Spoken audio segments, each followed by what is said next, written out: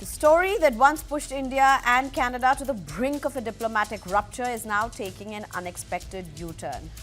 At the center of this shift is the Royal Canadian Mounted Police. For months of investigation, after months of it, Canada's top law enforcement agency has said it has found no evidence linking criminal threats or activities in the country to India. Commissioner Mike made it clear, while investigations into murder, harassment and violence are ongoing, there is no established connection to any foreign government, including India. This marks a sharp contrast to the atmosphere in 2023, when then Prime Minister Justin Trudeau stood before the Parliament and spoke of a potential link between Indian agents and the killing of Khalistani separatist leader Hardeep Singh Nijjar. Comme j'ai dit lundi, il y a des allégations crédibles que le gouvernement de l'Inde aurait été impliqué dans le meurtre d'un citoyen canadien sur sol canadien. C'est une affaire de la plus grande importance et on doit le prendre extrêmement au sérieux. C'est exactement ce que je fais. Mais on a un système de justice, on a des processus rigoureux qui vont prendre leur cours. Et en tant que pays, nous allons toujours être là pour défendre la sécurité des Canadiens. Well, India-Canada ties have hit rock bottom following the then Prime Minister Justin Trudeau's allegations. This was followed by multiple incidents involving threats and violence against Indian diplomatic, consular and community members in Canada by the pro-Khalistan groups. What followed was a rapid deterioration in ties, diplomats expelled, trade talks paused and trust shattered. There were protests at consular camps in Brampton in November 2024, and the then High Commissioner Sanjay Kumar Verma had a narrow escape from a sword attack by pro-Khalistan protesters in Alberta. Both the countries recalled their diplomats. India recalled its High Commissioner and 5 other diplomats after Ottawa attempted to link them to the Nijjar case. India also expelled an equal number of Canadian diplomats, and in fact a Canadian consulate was shut down in India. India also vehemently denied the allegations, calling them absurd and accusing Canada of failing to act against anti-India extremist elements. Then, the narrative began to shift. By late 2024, Trudeau himself acknowledged that what his government had at that time was intelligence, not hard evidence. Even so, investigations continued and tensions lingered. However, Liberal Party leader Mark Carney's victory in the parliamentary election in April last year helped in beginning the process to reset relations. In a significant shift from the previous Trudeau administration, senior Canadian government officials under Carney stated in late 2026 that they believe India is no longer a threat to the national security and that they are confident that hostile activity is not continuing. Prime Minister Carney visited India earlier this month, during which the two sides sealed key pacts on supplies of uranium and critical minerals and vowed to soon conclude a comprehensive economic partnership agreement. Now, with the RCMP's latest position, the gap between allegation and proof has come into sharp focus. Mike Dium has in fact clarified that earlier statements were based on what investigators had at that time, but current findings do not support a direct foreign link. He also addressed fears within South Asian communities, reiterating there is no evidence at present pointing to India's involvement. What emerges now is a more layered picture, one where every political claim involving investigations and shifting diplomatic priorities intersect. Yet, the ground reality remains complex. Canada has witnessed incidents involving threats and tensions linked to pro-Khalistan groups. The central question lingers: if there is no evidence today linking India to these activities, what does that mean for accusations that once defined this crisis? I'm being joined by Ambassador Yogesh Gupta at this point, who's been a former Indian diplomat, Gurinder Singh Dhillon, who's a former ADGP Law and Order in Punjab, as well as Daniel Bodman, who's a senior correspondent with the National Telegraph in Canada. Thank you very much, all three of you, for joining me. Well, first to you at this point, Ambassador Yogesh Gupta, what does this really mean? How is this to be looked at? This is, I mean, is this Canada's big U-turn? Is this the big embarrassing moment for Canada, or is this simply India-Canada ties being reset? How do you really look at this? No, I think it is just that the truth has once again come to the surface. India was never involved in the internal affairs of Canada. I mean, we have nothing against Canada. We wish them well. We have had good relations with Canada. The problem is that the Trudeau family in the past, both his father, Pierre Trudeau, and son, Justin Trudeau, they were too much in league with the Khalistanis in Canada, and they were trying to depend on their support for staying in power. And also, I think they were too much under the influence of the Americans, particularly the intelligence setup, the CIA and others. And most of the allegations against India were really the American allegations, you know, what the Americans handed over to Canada. Canada itself had no primary evidence against India.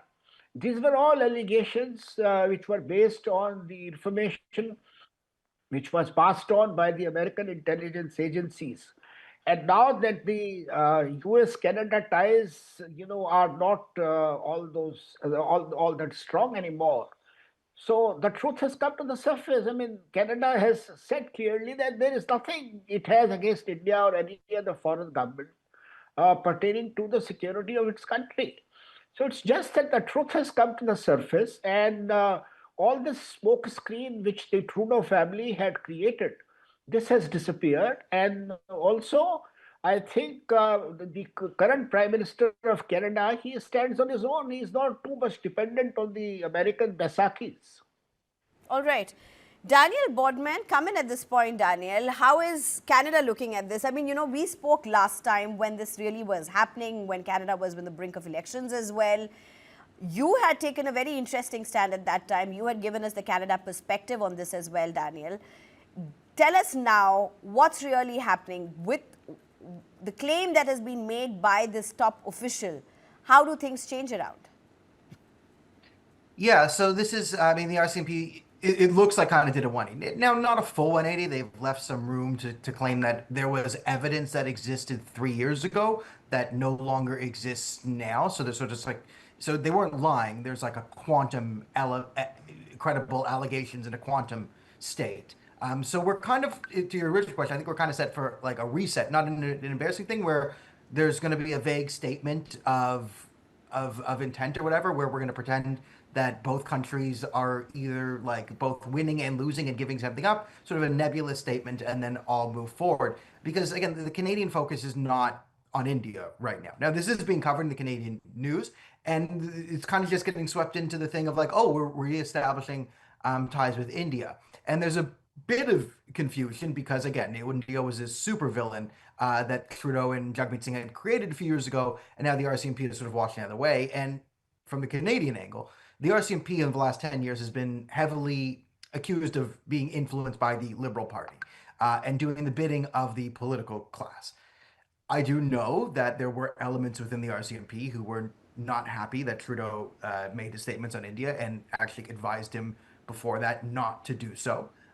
So you have elements of the RCMP who've always been saying this is nonsense. And again, people like me who are always saying the Indian government connections to organized crime in Canada were always a bit fanciful because it was based on evidence of mostly driven by Khalistanis. It was heavily driven by Khalistani operatives, and to blame the famous criminal in Gujarati prison. What's his face? The Bishnoi gang. Sorry, the Bishnoi gang. There was a big hullabaloo about the Bishnoi gang, and they were running, of course, on behalf of the Indian government, and they had all these networks throughout Canada that were doing Modi's bidding. The key flaw in this always was the evidence of the people doing Modi's bidding were on extradition lists that the Indian government wanted the Canadian government to deport because it said they were criminals and it wanted to physically put them in prisons to stop them from doing crimes. So this was the Indian government's great master plan to create a crime wave. So it was always ridiculous on its face. So now you see the RCP saying, okay, the Indian government is clearly not hiding behind your kitchen counter, ready to snatch you up. This is all ridiculous. We're going to move past this. And I think you can do this now in the climate of Canada because, again, the intricacies of the story did not get touched on too much in Canadian media. It was sort of covered from a higher level, and you can kind of just sweep things in because everyone's far more focused on U.S. politics, especially with the war in Iran going on. Absolutely. Gurinder Singh Dhillon, a very simple question that comes to my mind is, India has always maintained that the charges or the allegations which Canada is making is absolutely baseless. India has completely maintained that there have been no credible evidence that has been shared with them. More importantly, to directly link government of India or its agents to what would be seen as clandestine activities within Canada was taken with a very, very strong statement, very strong sense by India.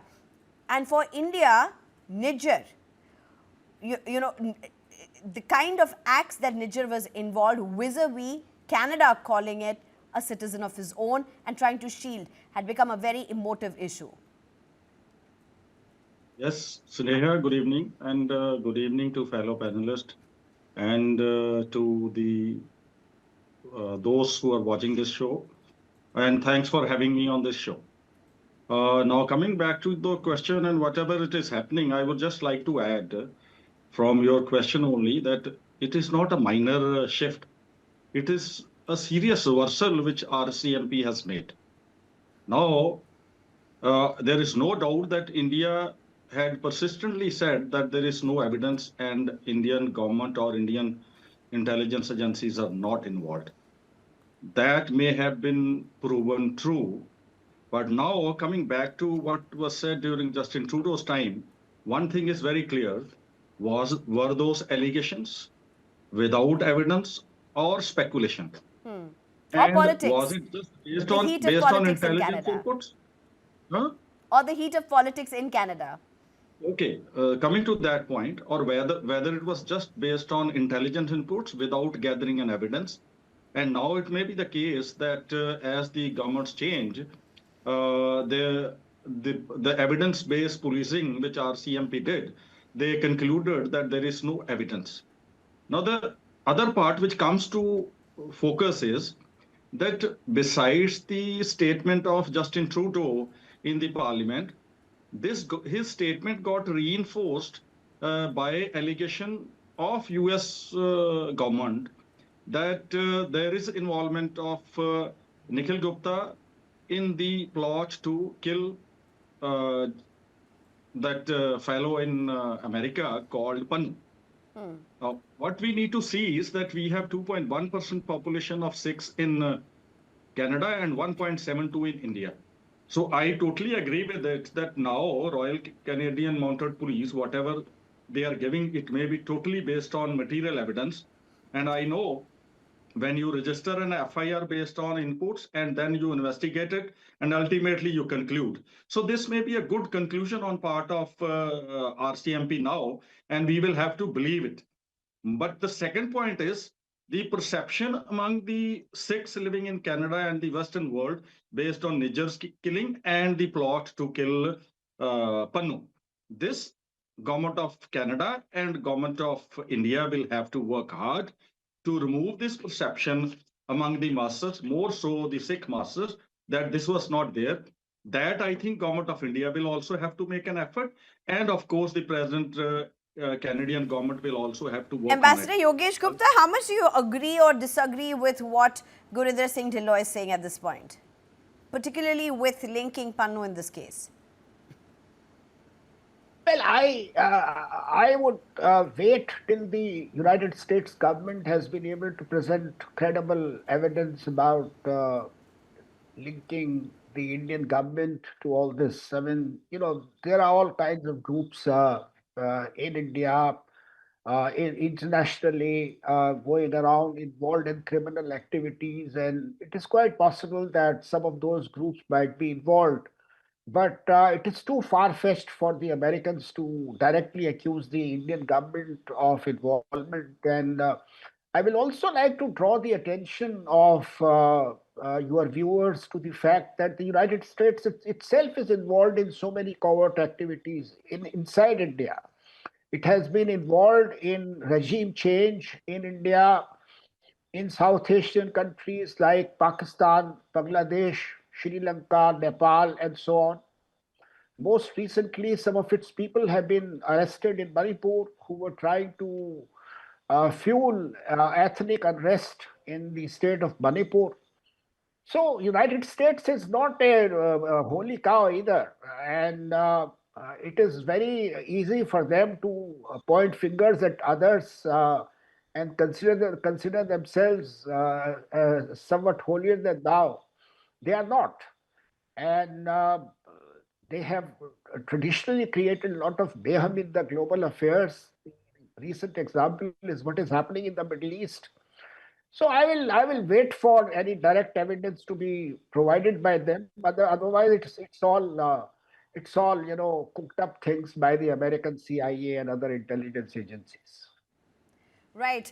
I think this is going to be a very interesting turn of events, particularly, India making it very clear right from the beginning that this was not something that they bought in. They were open to all kinds of investigations. They were open to finding any kind of evidence that they could. But Daniel Bodman, here's the big question, with every change of government, politics changes, perceptions change. But even as this statement was made, there was also an acknowledgement of how worried people from the South Asian communities have been in Canada. How much of that relays in terms of sentiments? Yeah, that's huge in Canada. And from the really Canadian perspective, you have to understand most Canadians don't have a vibrant understanding of South Asian politics, to put it gently, okay? Right? A lot of people are from Canada, a lot of immigrants from other places. It makes a lot of sense. So there's tons of confusion. And with the immigration crisis that's gone out of hand in the last 10 years, so Canada used to be a country of 30 million people around Trudeau. 10 million years now, we're like 41 million. A lot of it is through immigration, and especially a huge spike during COVID. So it was like getting a bit bigger, and you had a very functioning multicultural society. And then everyone gets shut down for 2 years, and during that there's massive imports of primarily South Asians coming in as temporary foreign workers and all that. So you've created this sort of economic crisis where a lot of people are, and again, scamming the system to get in, right? And it's broken on all sides. And this is leading to crime problems. And a lot of it is, again, like well-established Khalistani gang crimes. But there's also criminal undergrounds coming up of these different, you could say, immigrant communities that are, well, it makes sense. Like either you live in a basement with 15 other Indian students, or you can make more money in this crazy economy by getting into sort of gang violence and whatever. So Canadians see that this gang violence is happening, and gang violence and South Asian communities tends to affect the South Asian community first before it spirals out. Like that's how these things work. So you have these gangs that have come primarily through like criminal activities, and again, a lot of it's Mexican cartel linked, getting in bed with the CCP and the Khalistanis and all this stuff. So you have this perfect storm. And then Canada also doing this, never arresting any criminals, and it's a catch and release program. So you have all this stuff that's sort of popping up, and this is what Canadians see. So yeah, there's this big crime problem that's happening with, as Canadians see, like brown people or Indians, right? And they don't understand Khalistani, Tamil, all the intricacies going on here. So it is actually a big deal in Canada, but the understanding of what's going on is limited. Right. Thank you very much, all three of you, for joining me. Ambassador Yogesh Gupta, thank you so much. Gurinder Singh Dhillon, thank you so much. Daniel Bodman, thank you so much for joining us. A big U-turn at this point.